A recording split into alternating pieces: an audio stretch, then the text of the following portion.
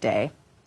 We're going to go back to an earlier story now. We were tackling the issue of job creation and supporting the small and medium enterprises sector. Speaking to CEO of Philippi Village, Bushra Razack, joining us from Cape Town. Bushra, you described some of the work that you've been doing at Philippi Village, established in 2016. I understand you worked with stakeholders to get buy-in, which initially wasn't there, to try and get this project off the ground. Tell us more. The stakeholder engagement is probably the most crucial element to the successes we have experienced so far. Initially, our project began, or my involvement began, as an approach to try and understand who the neighbors were.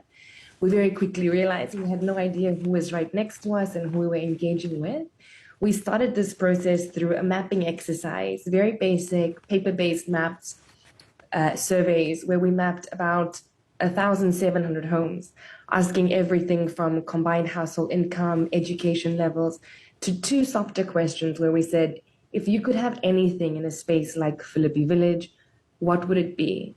We then took those results in, and it ranged from more greenery, improved Wi-Fi, better safety and security, sports and recreation, support for elderly, business development support. And we looked at it and tried to understand what this meant to the stakeholders surrounding us. We used a couple of months to test these activities. So, for example, under sports and development, we didn't just make assumptions. We tested everything from rock climbing to putt-putt to soccer to understand who would use these spaces, how would they be used, how would different people at different times use the same facility differently, and how can space create a shared experience? Where's the shared value? And it's through the testing that we started designing our interventions and our responses to include that. One of the examples I like using is the thing that came out of sports and recreation was cycling. I had never thought about that as a community priority at the time, or running. So now we have a phenomenal running track around the perimeter of our precinct that does multiple things. It acts as a way to improve safety through community safety and passive surveillance, and it's a space for people to exercise and to get together. We have a BMX pump track, and we're now using that to support small businesses and business ideas that require bicycles and mobility. So the stakeholder engagement and the result that came from identifying stakeholders systematically and then allowing them to reimagine and reinvent what the space looks like has been key to where we are today.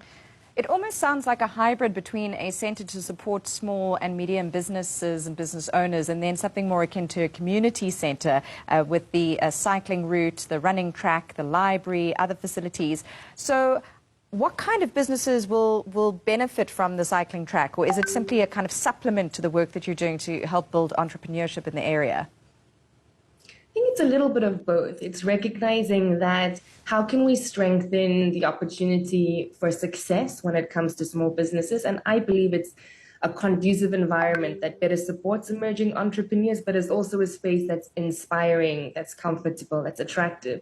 So as we build a space that people want to be in and are inspired in, I think, and families can participate in, I think it becomes more of a space of inspiration. We often don't realize that these drivers that encourage people to come together, to communicate, to relate and share, can be a spark to inspire growth in society. And I try to not undervalue the way social, cultural development can be a big part of economic development. So on one hand, it's creating an amazing space for small businesses to thrive within. And then it's also exposure. How can a cycling track now promote health, but also maybe spark ideas around small businesses that deal with transport, mobility, access issues? I think it's creating the space in which these conversations can happen and ideas can take shape. Thank you. And for those who want more information on Philippi Village, who are maybe in the area looking to get support for their own enterprises, how do they get hold of you, just as we round off, Bushra? Thank you. I think the easiest way is to visit us on our Instagram, which is Philippi Village ZA. All information and updates and stories on the wonderful things our community and team are doing are right there. Bushra Razack there, CEO of Philippi Village, joining us from Cape Town. We're going to move on to this story now. It has been dominating the news over the last at least 2 days. Black Forum South Africa, a lobbying group, has expressed its disdain at the events which unfolded at